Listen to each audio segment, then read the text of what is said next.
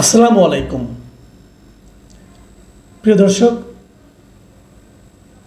প্রধান উপদেষ্টা ডক্টর মোহাম্মদ ইউনূসকে লক্ষ্য করে একজন রাজনৈতিক নেতা বলেছেন যে এই অন্তর্বর্তীকালীন সরকারের যে প্রধান উপদেষ্টা ডক্টর মোহাম্মদ ইউনূস উনি লন্ডনে গিয়ে সিজদার মাধ্যমে নির্বাচনের ওহী পেয়েছেন এবং তারপরে আরও বলেছেন যে আপনি ওহী পেয়েছেন বটে, কিন্তু আপনার এই সিজদাটা ঠিক হয়নি।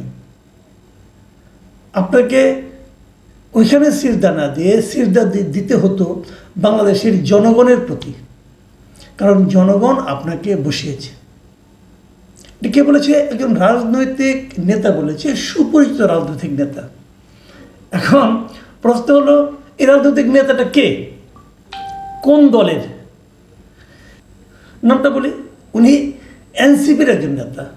আমি জানি এনসিপির নামটা শুনে অনেকে হয়তো বিস্মিত হবেন, ভাববেন আরে এনসিপি তো ডক্টর ইউনূসেরই দল, তাহলে এনসিপির একজন নেতা এই কথা বলে কেন? এবং এই কিন্তু এনসিপির ছোটোখাটো কোনো নেতা না।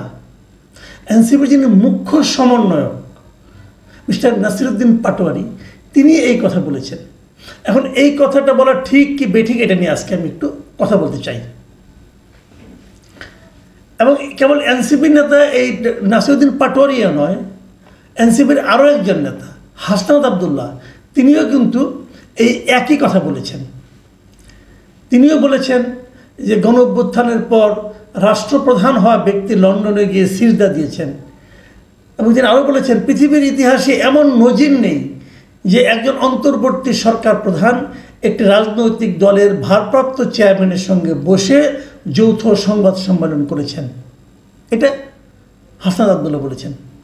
আচ্ছা, আমি যদি দুটো কথা নিয়ে আলোচনা করি, হাসনাত আবদুল্লাহ এবং নাসিরউদ্দিন পাটোয়ারি, আমরা তো ওনাদের অনেক সমালোচনা করি, বলি যে আপনার কিংস পার্টি, বলি তারা নানা রকম, তাদের নিয়ে নানা রকম বদনাম হচ্ছে। অনেকে বলছেন চাঁদাবাজি করে, অনেকে বলছেন যে সরকারি প্রোটেকশন পেয়ে বিভিন্ন জায়গায় যায়। এগুলো তাদের বিরুদ্ধে সমালোচনা অনেক পুরনো, আমি অনেকবার করেছি। কিন্তু এবার যে ঘটনাটা ঘটল, এই যে কথাটা ওনারা বলেছেন, এই দুজন নেতার কথাই বলি, ভুল বলেছেন। আমি কিন্তু মনে করি ওনারা ভুল বলেন নাই। এতদিন ওনারা যে কাজগুলো করেছেন সেগুলো ভুল করেছেন।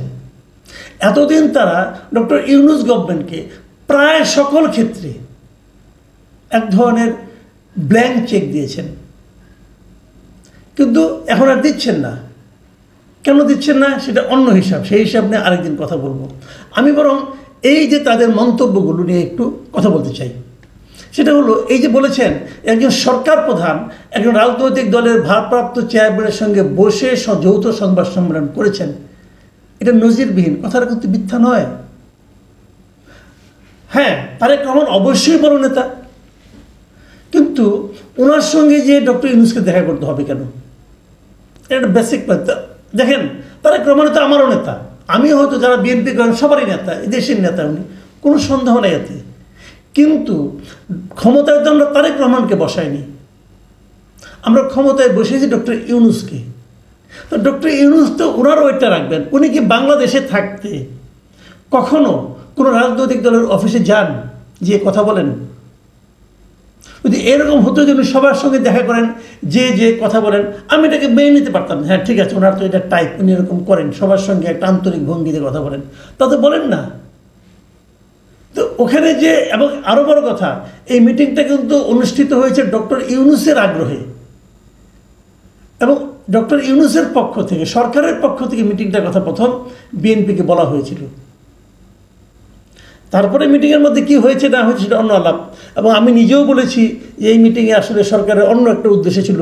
সেই উদ্দেশ্যটা কী সেটা আমি তখন বলেছি, তখন মনে হয়েছিল বলেছি। পরে দেখা গেছে সে যা বলেছিলাম তার পুরোটা সত্য হয়নি, সেখানে আমার প্রিডিকশন ভুল হয়েছে। হতেই পারে, আমি তো মানুষের ভাই, আমি তো জ্যোতিষ না, তাই না?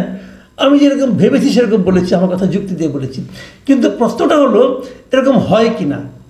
এটা ঠিক হয়নি। যদি এমন হতো ডক্টর ইউনূস তারেক রহমানকে বলতেন যে আপনি দেশে আসেন, আপনার সঙ্গে একটা মিটিং করবো, তাহলে সেটা হতো সবচেয়ে শোভন, সবচেয়ে ভালো, যেটা নিয়ে অন্য অন্য পলিটিক্যাল পার্টির জন্য করে থাকেন।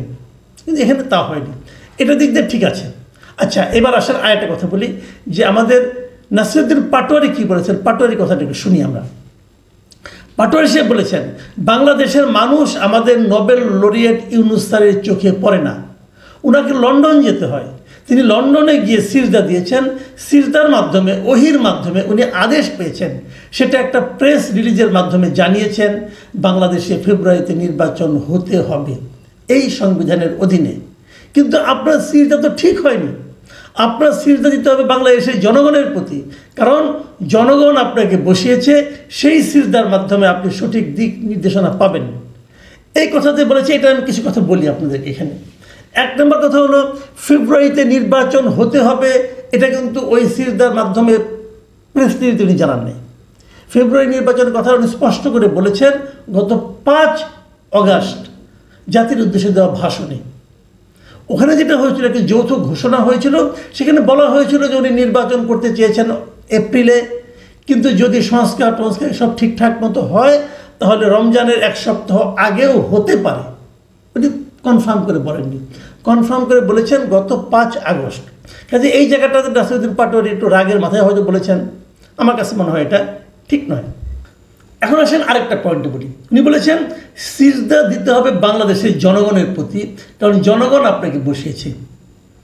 এই জায়গাটা যে সমস্যা, জনগণ কি চায়, জনগণ ওনাকে বসিয়েছে, এই যে কথাটা, এটা কিন্তু ডক্টর ইউনূস শুরুর দিকে বলেননি। উনি শুরুর দিকে বলেছেন ছাত্ররা আমাকে বসিয়েছে, এবং শুরুর দিক থেকে দেখা গেছে ছাত্ররা যা চেয়েছে উনি তাই দিয়েছেন। এখন হয়তো ছাত্রদের সঙ্গে কিছুটা ঝামেলা হয়েছে, মানে ছাত্ররা যা চাচ্ছে তা পাচ্ছে না, অথবা ছাত্রদের কাছ থেকে উনি যা চেয়েছিলেন, যা ভেবেছিলেন যে সব কিছু দেওয়ার পর ছাত্ররা তার হয়ে যে কাজটা করতে পারবে, সেই কাজটা এখন আর ছাত্ররা করতে পারবে বলে হয়তো তিনি মনে করছেন না। এই জন্য উনি ছাত্রদের উপর আস্থা রাখতে পারছেন না। ঝামেলাটা এই জায়গায় হয়ে গিয়েছে। জনগণের প্রসঙ্গটা এই ছাত্রদের পক্ষ থেকে যখন বলা হলো, এবার আমি খুব খুশি হয়েছি। হ্যাঁ, বাংলাদেশের জনগণকে গুরুত্ব দিতে হবে, বিদেশকে না। আমি কিন্তু শুরুর থেকেই একটা কথা বলছিলাম যে বিদেশি লোক এনে আপনারা কিন্তু এখানে সংস্কার করার চেষ্টা করেন না।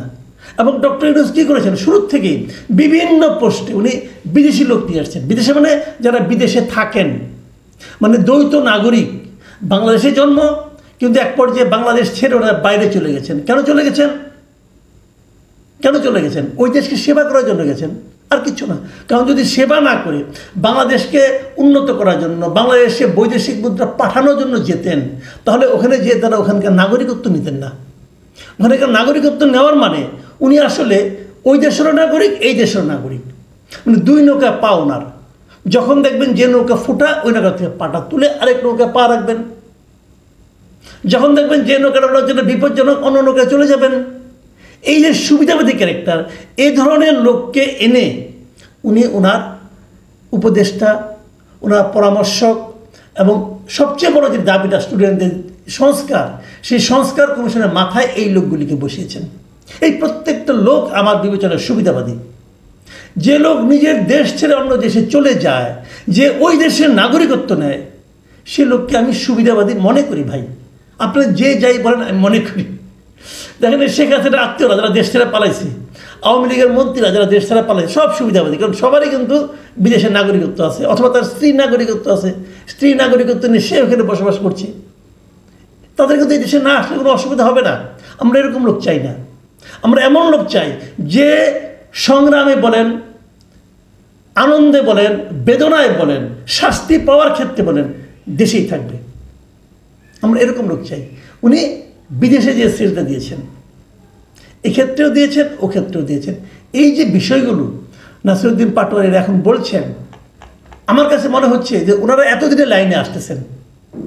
ওনারাও যদি, আমি নাগরিক কমিটিকে বলবো, ওনারাও যদি শুরু থেকে ডক্টর ইউনূসের পারপাস সার্ভ করার কথা চিন্তা না করে দেশের মানুষের পারপাস সার্ভ করার কথা চিন্তা করতেন, তাহলে তারা আরও অনেক দূর এগিয়ে যেতে পারতেন বলে আমি মনে করি।